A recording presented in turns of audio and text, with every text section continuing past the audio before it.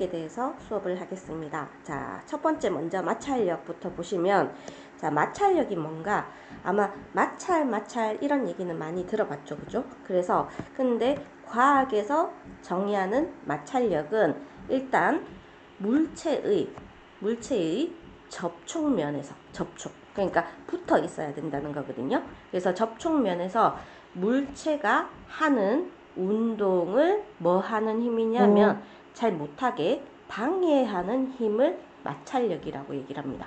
그래서 우리가 뭐 걸어갈 때나 아니면 물건을 밀 때, 그때 물건도 우리는 물체라고 표현하거든요. 그래서 물체를 밀 때 그게 잘 안 밀린다. 그러면 마찰력이 크다. 이런 말을 쓰기 때문에, 자, 운동을 방해하는 힘. 자, 이걸 마찰력이라 하고, 자, 마찰력의 방향 중요합니다. 마찰력의 방향은 물체가 운동하거나 운동하려는, 자, 물체가 운동하거나, 이건 당연히 잘 아는데, 자, 운동하려는 방향과 반대 방향이야.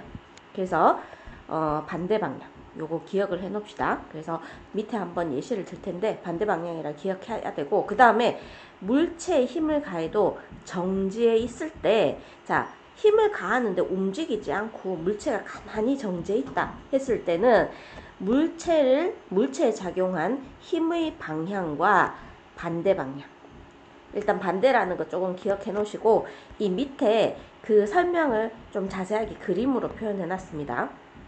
지금 물체가 어느 쪽으로 움직이고 있냐면 왼쪽으로 움직이고 있어. 이 사람 손이 물체를 이렇게 왼쪽으로 잡아당기고 있거든요. 이렇게 잡아당기고 있을 때 이 물체가 잘 못 움직이게 하는 거야. 그래서 마찰력의 방향은 물체의 운동 방향과 반대 방향이고, 두 물체가 접촉해 있는 요곳에 마찰력이 작용합니다. 그래서 접촉한 면에 마찰력이 작용한다고 생각을 해주시면 됩니다.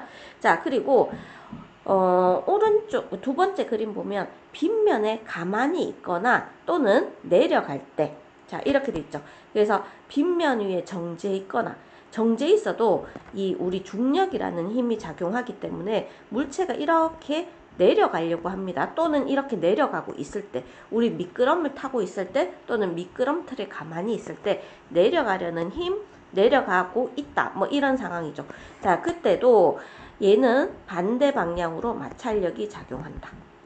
알겠죠? 그래서 여기에서 조심해야 될 건 빗면에 정지해 있을 때 안 움직이더라도, 굳이 움직이지 않더라도 이런 빗면에 물체가 가만히 정지해 있다. 그럼 마찰력이 없는 게 아니라는 겁니다. 마찰력의 방향은 어느 방향이냐면 물체가 미끄러져 내려가려고 하기 때문에 마찰력의 방향은 위쪽이다. 기억을 하세요. 위쪽이다. 자, 이렇게 놓고 그 다음에 빗면 위쪽으로 물체를 밀어 올라가고 있습니다. 이제 가만히 있는 게 아니라 얘가 위로 이렇게 올라가고 있어. 올라가고 있으면 물체의 운동 방향과 반대 방향으로 마찰력이 작용하기 때문에 마찰력의 방향은 아래쪽, 접촉한 면 아래쪽으로 이렇게 마찰력이 작용한다. 이렇게 화살표 할 수 있겠죠. 됐죠? 자, 그 다음에 우리가 물체의 마찰력이 얼마나 작용하는지 마찰력의 크기를 한번 재보려고 하면 뭐를 사용해야 되냐면 이렇게 용수철이 달려있는 저울을 사용하면 됩니다. 자, 그랬을 때 힘을 가해도 물체가 움직이지 않을 때 여기에서 힘을 줬어. 근데 아직까지 안 움직여. 근데 여기 용수철의 눈금을 읽어보면 3N이야. 그러면 힘을 가하긴 가했는데 움직이지 않는다면 마찰력은 그 가한 힘과 같다.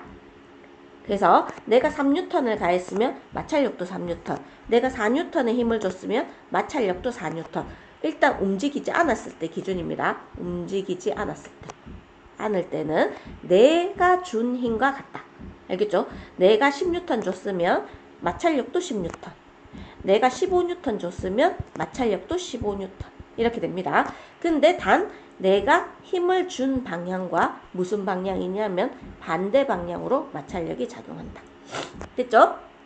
자, 근데 자, 물체 움직일 때 물체가 움직이기 시작하는 순간에 용수철 저울의 눈금과 마찰력의 크기는 같다. 그래서 결국은 용수철 저울 움직이든 안 움직이든 자, 용수철 저울의 눈금을 보면 됩니다. 그래야지 마찰력의 크기를 알 수 있다.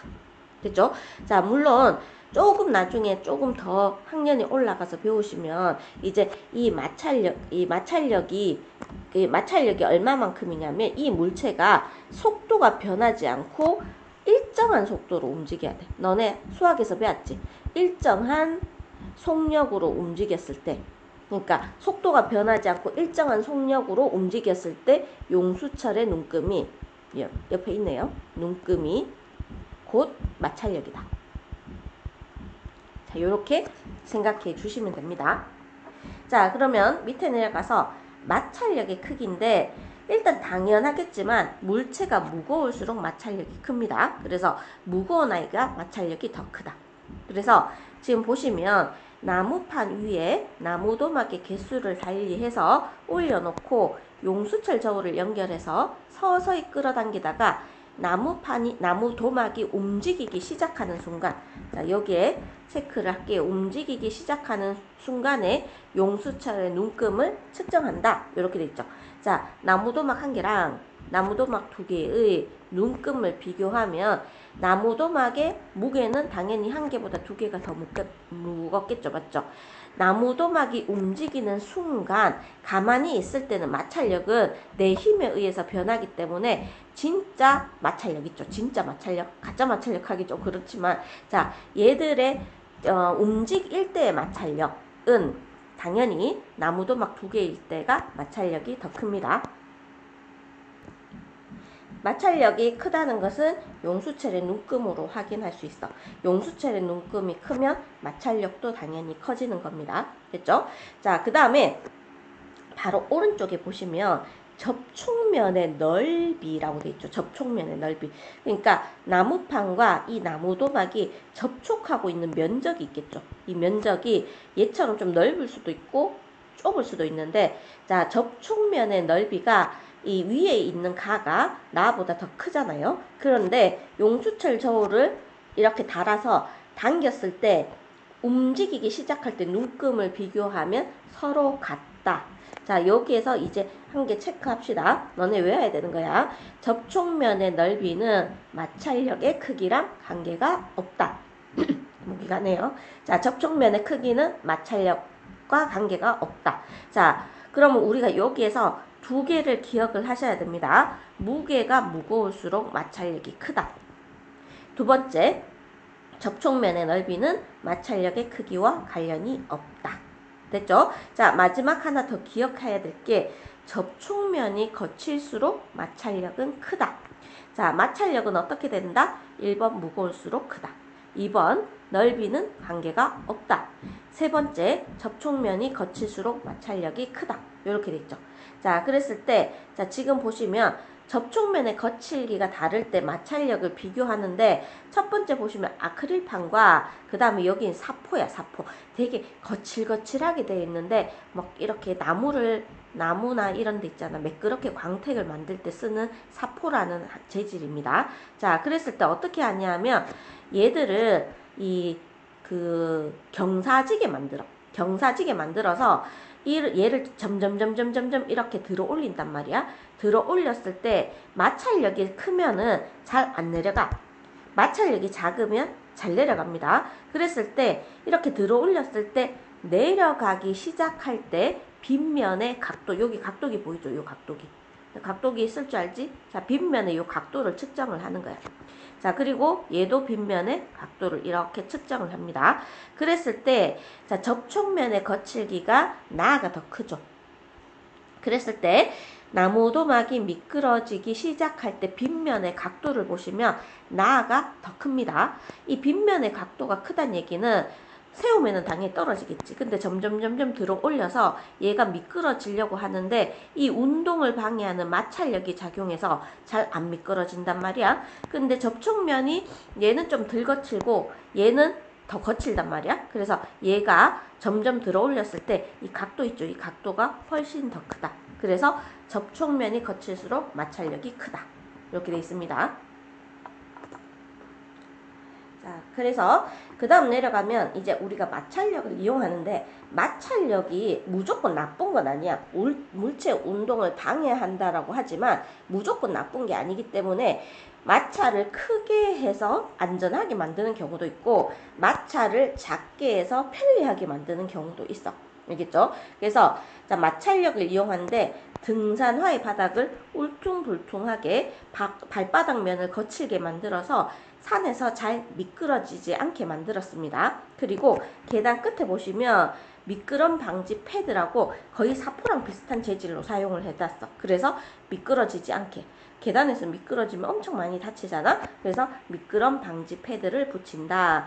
자, 그 다음에 눈 오는 날 자동차 타이어에 체인을 감는다. 그래서 타이어가 이렇게 있으면 타이어에 이렇게 쇠사슬 같은 걸 이렇게 감습니다. 그러면 마찰력이 커지면서 잘 미끄러지지 않습니다. 그리고 체조 선수가 손에 횟가루를 묻힌다. 뭐 소나무 가루 뭐 이렇게 얘기하기도 하는데, 이렇게 하얀 분필 가루 같은 걸 묻힙니다. 그래서 이렇게 뭐 철봉이나 아니면 바닥에서 손이 미끄러지지 않도록 합니다. 볼링 칠 때도 이렇게 묻혀. 자, 그리고 뭐 너네 그 있잖아, 암벽 타는 거, 그런 거 할 때도 손에다가 마찰력을 줄여주는 가루를 묻히게 됩니다. 자, 그리고 현악기를 연주할 때 활에 송진을 바른다. 이게 탁 이렇게 탕탕 튕기거나 아니면 이렇게 이용 할 때 이게 마찰력이 커야지 소리가 잘 나겠죠, 맞죠? 자, 이런 것들, 자, 이거는 마찰력을 크게 해서 우리가 안전하게 하거나 아니면 어떤 원리를 이용한 거고, 그 다음 옆에 보시면 마찰력을 작게 해서 편리하게 하는 경우도 있어.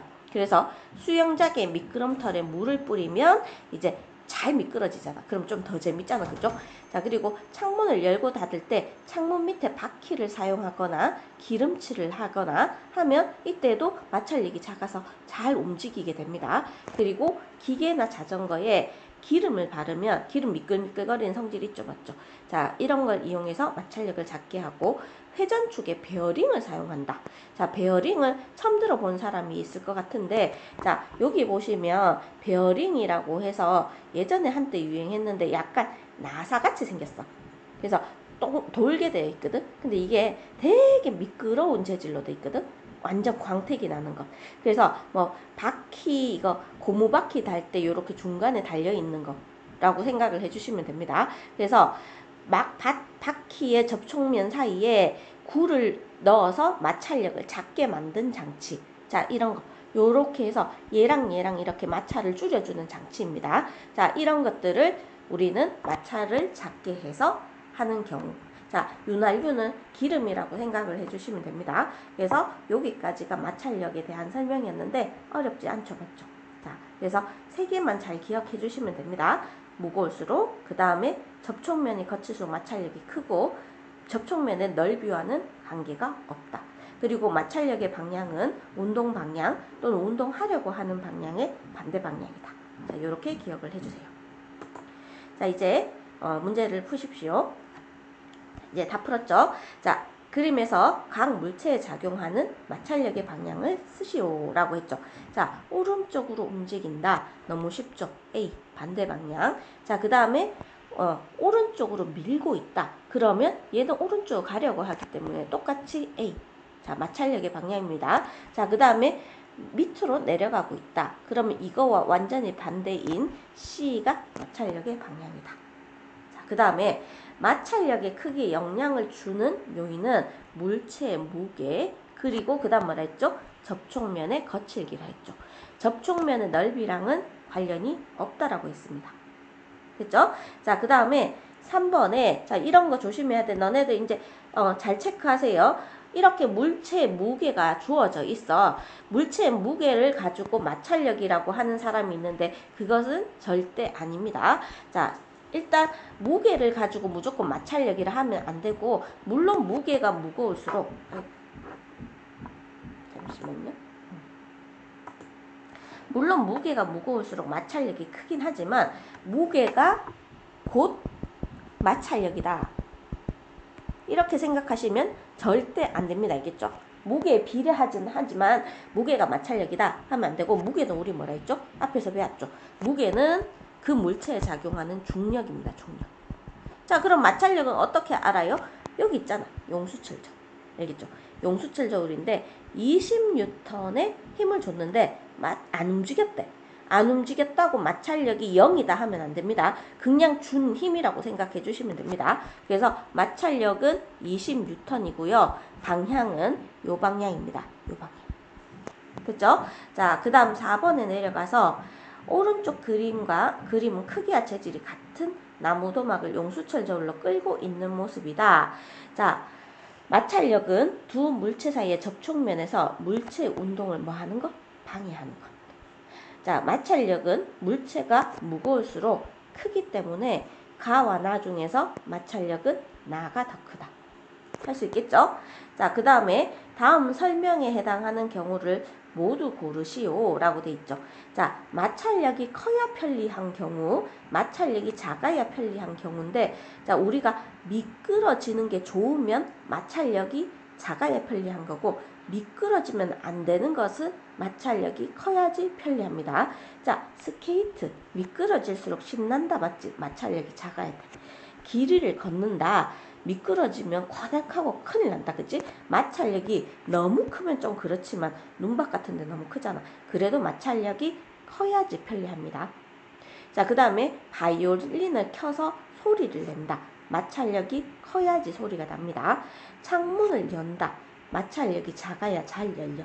자, 등산을 한다. 마찰력이 커야지 안 미끄러져. 자, 미끄럼틀을 탄다. 작아야 신나죠. 자, 투수가 야구공을 던진다. 자, 만약에 이거 마찰력이 너무 작으면 손에서 쑥 하고 미끄러지기 때문에 가끔씩 이렇게 막 분진, 송진 뭐 이런 거 가루를 바르기도 합니다. 마찰력이 커야 편리합니다. 놀이공원에서 바이킹을 움직인다. 슝슝 잘 미끄러져야 되겠죠. 마찰력이 작아야지 편리하다. 자, 이거 아마 어려웠을 겁니다. 생각보다 우리 주변에 마찰력이 커야 좋을까 작아야 좋을까 좀 헷갈리는 경우가 있어.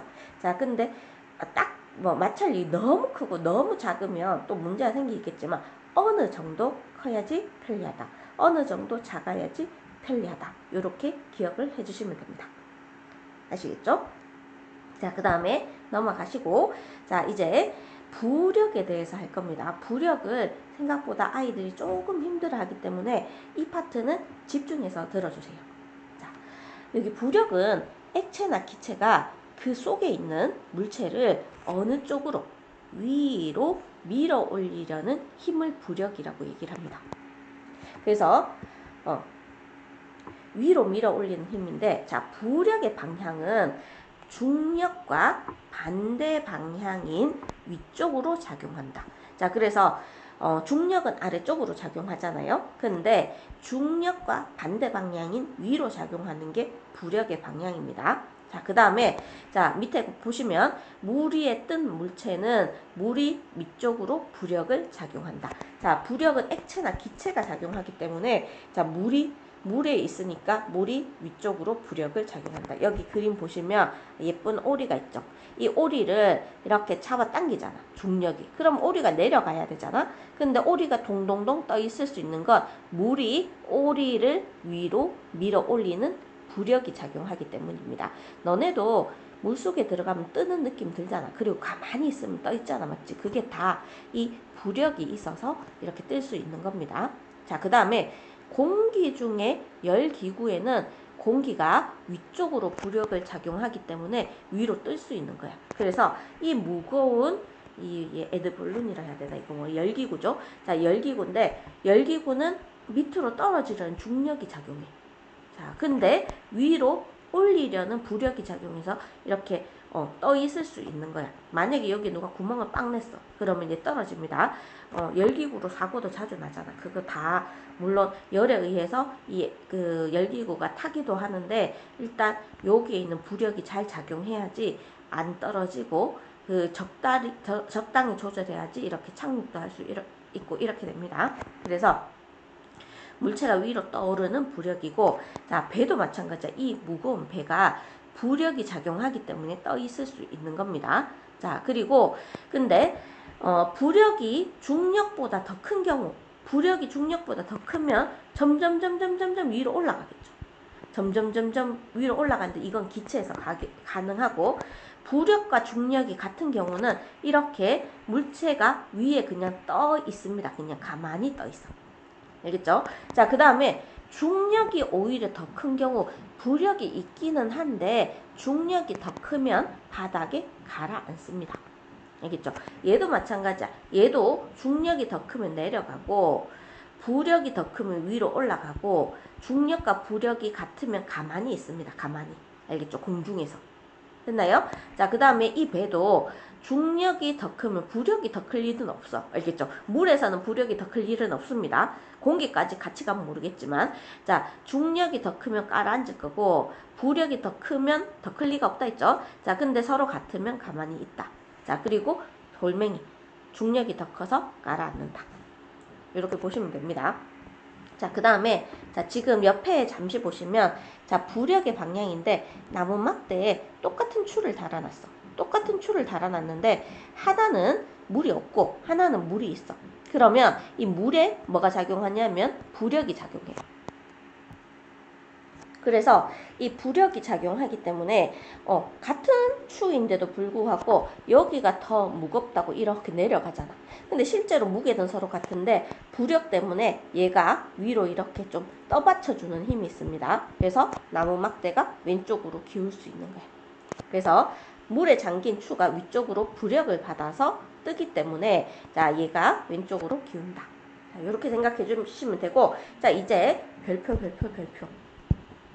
항상 과학에서는 이론도 있지만 계산을 해야 되잖아. 그죠? 그래서 이제 몇 번 시험도 쳐보고 했으니까 과학에서 어떤 문제가 나올 건지 대충 예상할 수 있겠죠. 맞죠? 자, 1번 부력의 크기 측정인데, 부력의 크기는 물 바깥에서의 물체의 무게랑 물 속에서의 물체의 무게를 서로 재서 이걸 빼주면 이게 부력이 됩니다. 그래서 여기 있는 거 있죠? 여기 추를 물 밖에서 재면 10N이란 말이야. 근데 물 속에 넣고 난 다음에 용수철 저울로 눈금을 다시 잽니다. 그러면 8N이야. 그럼 부력은 얼마냐면 10 빼기 8은 2. 이렇게 돼. 할 수 있겠죠? 너무 어렵진 않죠? 맞죠? 됐나요? 자, 그 다음에 부력을 측정하는 다른 방법 중에 하나가 어떤 거냐 하면, 자, 지금 10N을 쟀어. 자, 10N을 재고 난 다음에 8N 이렇게 해도 되는데, 자, 여기에서 물을 꽉 채워. 자, 물을 꽉 채워서, 이게 원래 더 복잡하긴 한데, 얘 추를 담궈. 추만 담굽니다. 그랬을 때 흘러나온 물 있죠? 자, 이 흘러나온 물의 무게를 재면 그것도 부력이 돼. 알겠죠? 그래서, 자, 추를 넣어서 흘러나온 물의 무게를 재시면 그게 부력이다. 됐나요? 자, 두 가지 방법 기억해 주시고, 자, 그 다음에 부력의 크기인데, 자, 물체에 잠긴 물체의 부피가 클수록 부력이 크다. 일단 모양이 같은 서로 다른 세 물체에 작용하는 부력인데, 자, 가는 요만큼 잠겨있죠. 나는 다 잠겨있다. 맞지? 다도 다 잠겨있어. 알겠죠?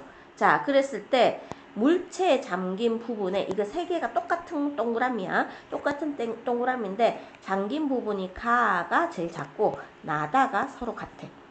자, 그랬을 때 물체에 작용하는 부력의 크기는 가가 제일 작고요. 나다가 서로 같다. 그래서 어떤 물체의 무게랑은 상관이 없어. 부력은 일단 얘는 어떠냐면 물체의 그 부피랑 상관이 있어. 됐나요? 그래서 무거운 것도 안 깔아앉을 수 있잖아. 알겠죠? 자, 그 다음에 가와 나는 떠 있으므로 부력과 중력이 서로 같아. 그래서 떠 있으면 위에 떠 있든지 아래에 떠 있든지 부력과 중력은 서로 같다고. 자, 그 다음에 다는 가라앉아 있기 때문에 중력이 더 크다. 이렇게 바닥에 가라앉아 있으면 중력이 더 큽니다. 그리고 위에 떠 있든 밑에 떠 있든 물론 이 두 개는 무게가 다른 아이일 거야. 알겠죠? 자, 그랬을 때 부력과 중력이 서로 같다. 기억하세요? 자, 여기에서 자, 떠 있는 아이는 부력과 중력이 서로 같고 가만히 가라앉아 있는 아이는 중력이 더 크다. 됐죠? 자, 밑에 보세요. 자, 지금 화물선에 작용하는 부력인데, 자, 빈 화물선하고 짐을 실은 화물선이 있어. 화물선의 무게가 당연히 짐 실은 아이가 더 무겁겠지. A는 왜 있어? 자, 더 무겁겠죠, 맞죠? 물에 잠긴 부분의 부피가, 자, 얘는 요만큼 잠겨 있다면, 얘는 요만큼 잠겨 있죠. 자, 그랬을 때 잠긴 부분의 부피가 크면 부력이 더 크다. 항상 잠긴 부분의 부피, 무게 아니야. 무게 아니고 부피라고 해서 차지하는 공간이라고 생각하면 됩니다. 이 공간이 클수록 부력이 크다. 됐죠? 자, 짐을 실으면 화물선이 물에 잠기는 부피가 커져서 부력의 크기도 커지므로 가라앉지 않는다. 이렇게 돼 있죠. 맞죠? 자, 그래서 근데 너무 많이, 정말 너무 많이 실으면 이제 중력이 더 커지면 가라앉게 됩니다. 그래서 여기에서 많이 잠겨 있어서 부력이 그만큼 많이 작용해서 물론 더 내려가 있지만 가라앉지는 않아. 심하면 이 배 밑에까지 또 이렇게 너무 무거우면 배 밑에까지 내려가죠. 물론 부력은 작용하지만 밑으로 내려갈 수는 있습니다. 그러다가 이 위에까지 물이 차면은 이거는 거의 물이 들어오면서 물까지 영향을 받아서 가라앉을 수 있습니다. 그죠? 자, 그 다음에 오른쪽에 가시면 잠수함. 어이구, 이거 안 움직여지는데. 이거 어떻게 움직여야 되지? 원리죠. 움직였다. 자, 잠수함의 원리인데 잠수함 안에는 공기 조절 탱크가 있어.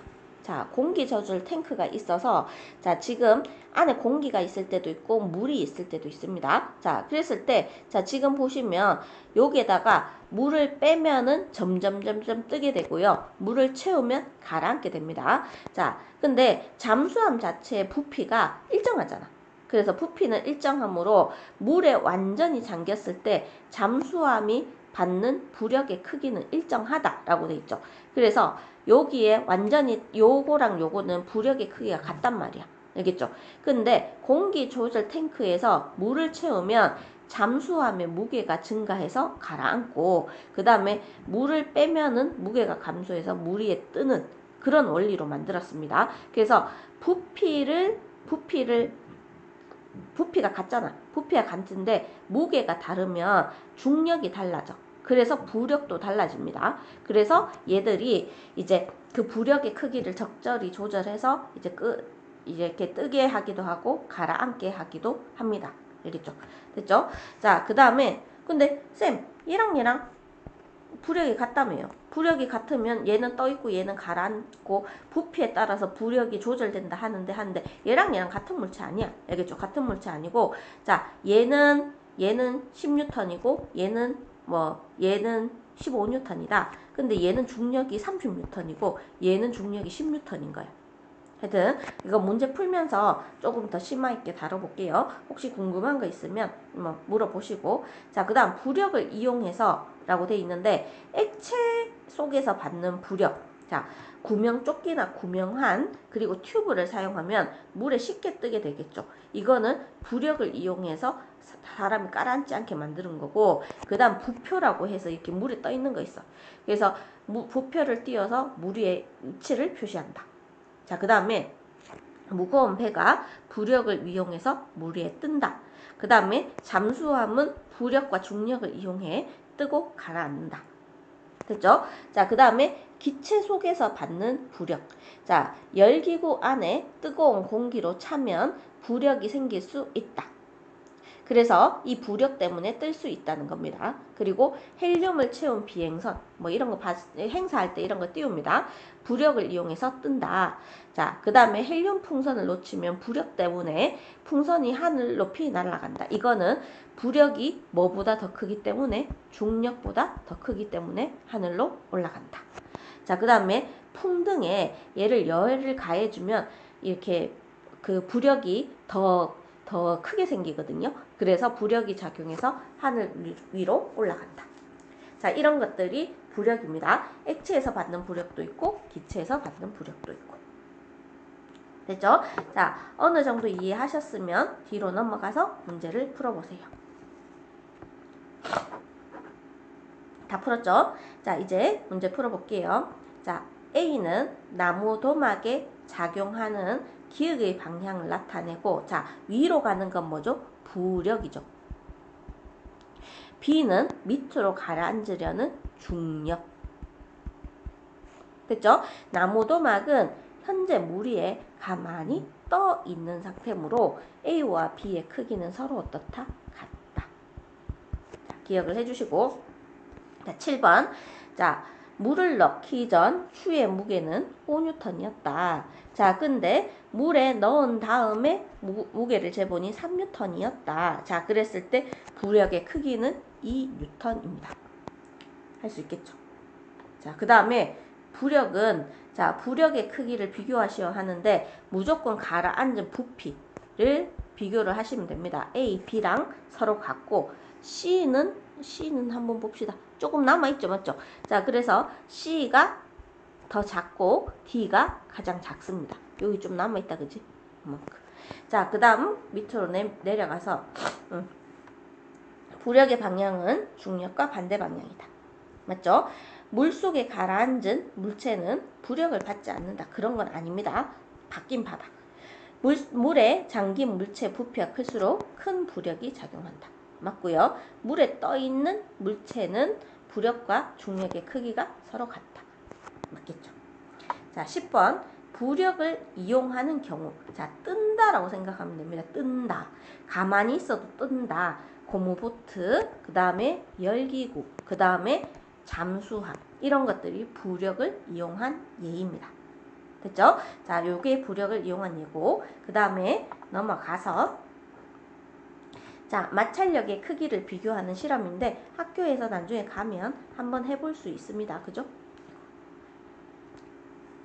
자, 지금 첫 번째 보시면, 자, 크기와 재질이 같은 두 개의 나무 도막에 한쪽 면에 사포를 붙인다 라고 되어 있죠.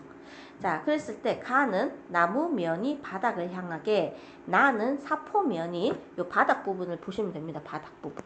이 바닥 부분이 그냥 생나무, 얘는 사포를 붙인 면이에요.